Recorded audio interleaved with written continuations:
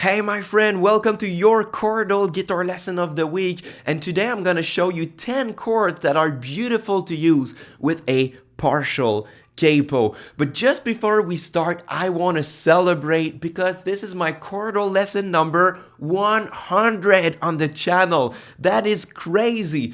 And if you don't care about that, or if you're new on the channel, you can skip to the lesson, to the timestamp that I included. But to me, it was really important to thank you for watching my lesson. And I know this is cheesy, but making those lessons on my channel really changed my life. I started my channel 8 years ago just as an artist page to share my music, and it's really when I started to make those lessons that the channel grew, that I was most fulfilled with my work, and that you, my friend, you got the most value out of what I was offering, right? So when I started making my lessons, I thought that I would do like 10 lessons and be done with it and just show everything I know on chords, but there are so many things that I can teach about, and topics and angles to approach to explore the beautiful world of chords on guitar. So I know that statistically, you, my friend, you have never commented on my channel. Most people don't, and I know I don't on most of the channels I'm watching, but I would really appreciate if for one time you could comment in the comment section and tell me how valuable those lessons have been to you. It doesn't matter if you've watched only one or all 100 of them, because I'm making those lessons for you, and sometimes it's lonely. I'm just alone in front of a camera right now, but I'm making these for you, and when I hear about the great comments and how valuable it is to you, it really gives me motivation to do more. So if you could comment, I would really appreciate. So thank you for the last 3 years of watching my lessons. I look forward to a lot more years of it. And let's go back to the lesson. All right, so first of all, what is exactly a partial capo? Maybe you've never heard about it or you never used one before. It's just basically a half capo. It's gonna cover only 3 strings out of 6, and it's usually gonna be the middle string. So you could decide to put it on the strings 5, 4, 3, or on the strings the other way, 4, 3, 2. And that's going to create a new result. So for example, if I put it on the 2nd fret of the strings 5, 4, and 3, I get a sort of dadgad open tuning. But instead of dadgad, it's like E, B, E, A, B, E. So A babe, something like this, right? But it's very different than an open tuning because it's just a capo. We are still in standard tuning. So when you tune yourself in dadgad, you couldn't play your bar chords or anything like this as usual because the tuning and the distance between the notes on all strings is different. But if it's just a capo, you can still play regularly bar chords and anything that doesn't use open strings. So if you want to use a partial capo, it's very important to actually incorporate a mixture of fretted notes and open strings, because if you don't use open strings, there's no point of using the capo, right? So I made 2 songs this month that are using the partial capo in a different way. So I'm going to show you a few chords from my most recent song that uses the partial capo in the kind of dadgad position like this. So this is my song that sounded like this.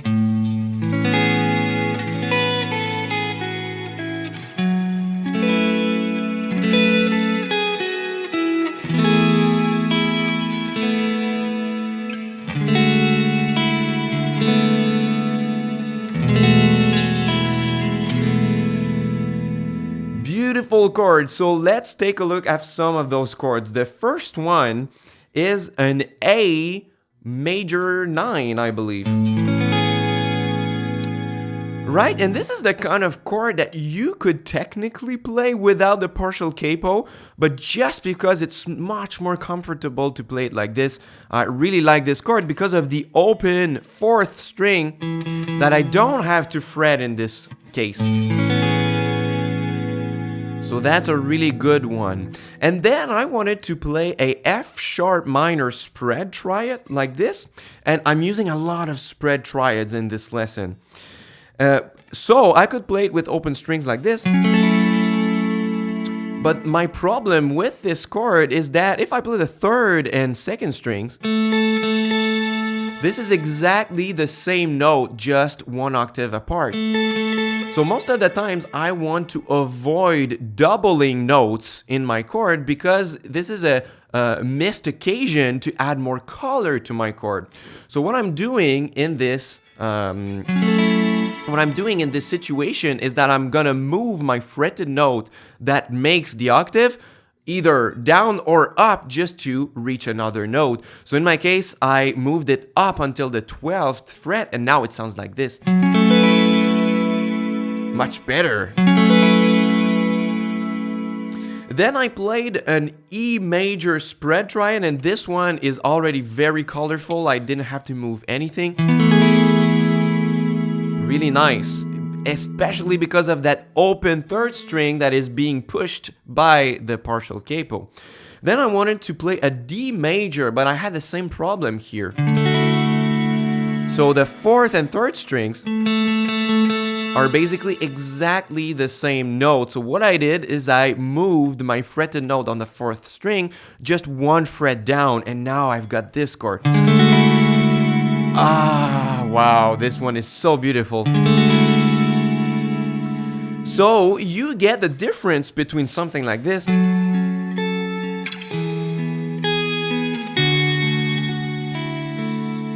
which is beautiful, it's more intimate, but now we can have this.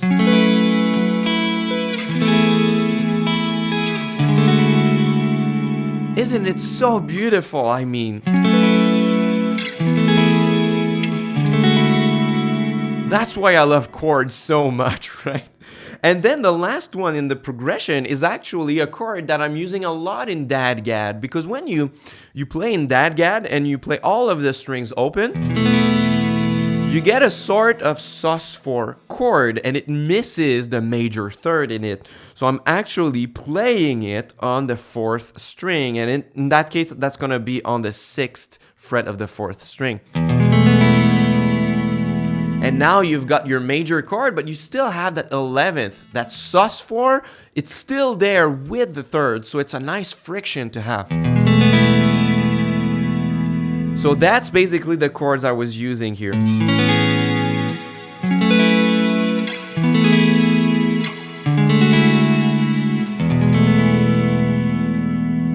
Really, really nice. So now I'm gonna change for the next set of chords, the next 5 chords. I'm actually gonna change my partial capo, and instead of putting it on the 5th, 4th, and 3rd strings, I'm gonna revert it the other side, and I'm gonna place it on the 4th, 3rd, and 2nd strings like this. So I might have to retune. Oh, not that bad, not that bad. So it does an open A chord. So that's really different in that case. So the song I've made using that new position of the partial capo sounds like this.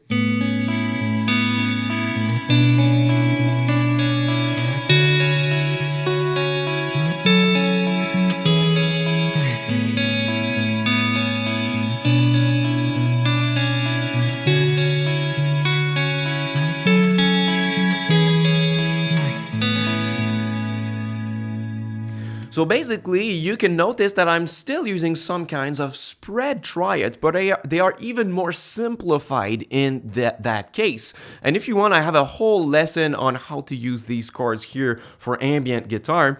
But the basic principle here is that since I have an A major chord with my top 2 open strings, because I have the open E, and I have the fretted note on the 2nd string, 2nd fret with my partial capo, and that does an A major chord. So since I am in the key of A major, I'm just gonna change the chords at the bottom and keep my A major triad at the top here so that it sounds beautiful and creates some frictions, right? So now I'm gonna add some triads at the bottom of that. So the first one is like this. So I'm playing middle finger on the 5th fret of the 6th string, and I'm playing my index on the 4th fret of the 3rd string, and then I'm opening the rest on the top strings. And what it does here, and the principle here is the same than when I covered in the other song. I wanted to have the A major spread triad like this, but that would be too much of the same. I would have so many double notes in here. So I decided to change that string here, that is the same between the 3rd and 2nd, and move it down to reach that 9th extension. And it's the only time that I had to modify my chord for this purpose here. The next one is a B minor version. Like this. So fret 7 and 7. We're always gonna play on the 6th and 3rd strings, right? And open the 2nd and 1st strings. I really like the sound of this one. And then I did one on D major. Then one on F sharp minor. And one on E major. So you've got all of your chords right here. This one.